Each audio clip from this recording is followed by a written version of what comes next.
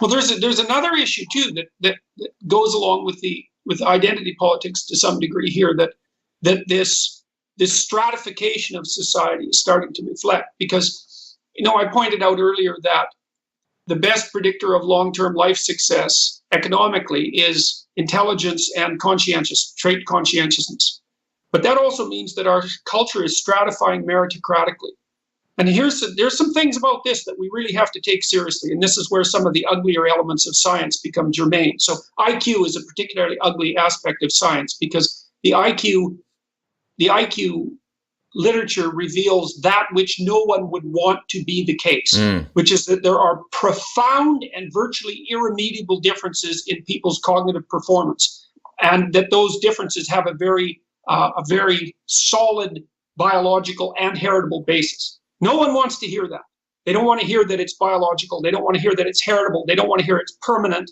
They don't want to hear that it's irremediable and that it actually has a practical consequence. And no wonder they don't want to hear it. Well, and even worse, they don't want to hear that it differs between genders and ethnicities. That is, to me, one of the most painful things that I've ever learned in my life, is this kind of information. It is one of the great heartbreaks when it comes to the dream of pure egalitarianism.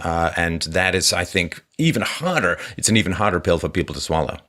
Yeah, well, the gender differences in IQ look relatively trivial, but there are differences in ethnicity that don't look trivial. The Ashkenazi Jews, for example, have on average a 15-point advantage over the rest of the Caucasian population, which is sufficient to account for their radical overrepresentation in positions of authority and influence and productivity. And I am, just so that it's absolutely clear, I am not saying that's a bad thing. I'm saying there's a real reason for it that no one wants to contend with. Well, okay, and it's particularly, for the Ashkenazis, is particularly focused on language abilities. And this this reflects their, quote, overrepresentation, although if you normalize by IQ, it's not the case in the arts, in novel writing, in speech writing, and so on.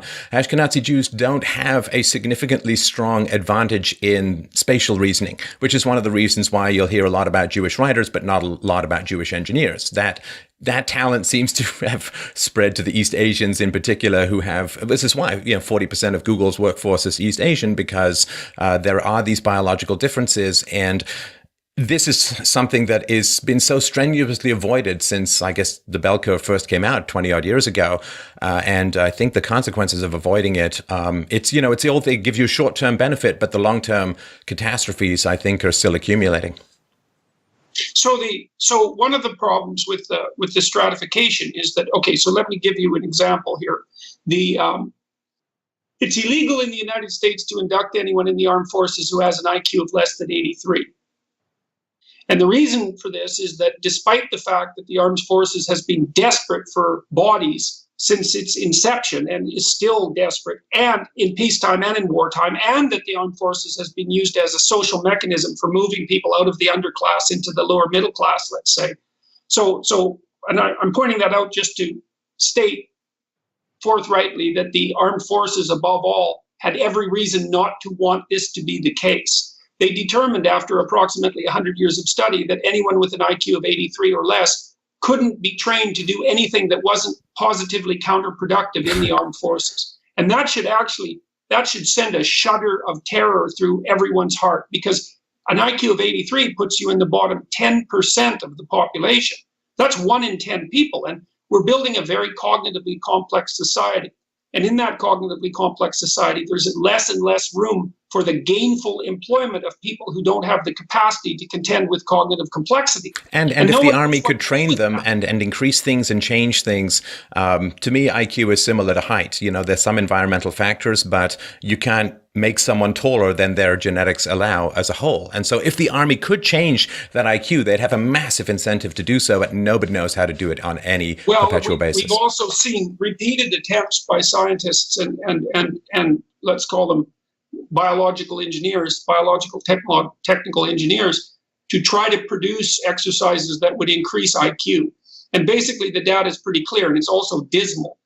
If you train people on cognitive tasks, complex cognitive tasks, you can generally increase the degree to which they can perform a specific cognitive task immensely. So with practice, and you see this with video games because they're complex cognitive tasks, you can get unbelievably good at a video game, even something like a maze game, which is quite tightly associated with intelligence as a measurement. Like if you use May's performance as a measurement of IQ, it's pretty tightly associated with IQ. But despite that, that kind of training does not produce an increment in actual IQ, in general intelligence. And even if you train people across a bunch of different cognitive domains intensely, you don't get any generalization to IQ. And that's such a disappointing finding, because what you'd really hope, especially with computational technology, is that you could train people intensely to utilize their cognitive resources, using specific training exercises, and get a general increment. Just like if you train weights, you're going to get a general increment in strength. Doesn't happen. So we have a really profound problem that, again, no one's willing to talk about, and that's that cognitive stratification of society. And of course, that was laid out to some degree in the bell curve back in the 1990s.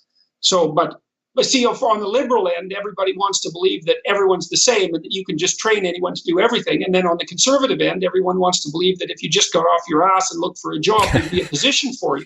And unfortunately, that's just simply not the case. And so there's something about that, well, I don't have a solution to that, but I at least can point out the problem.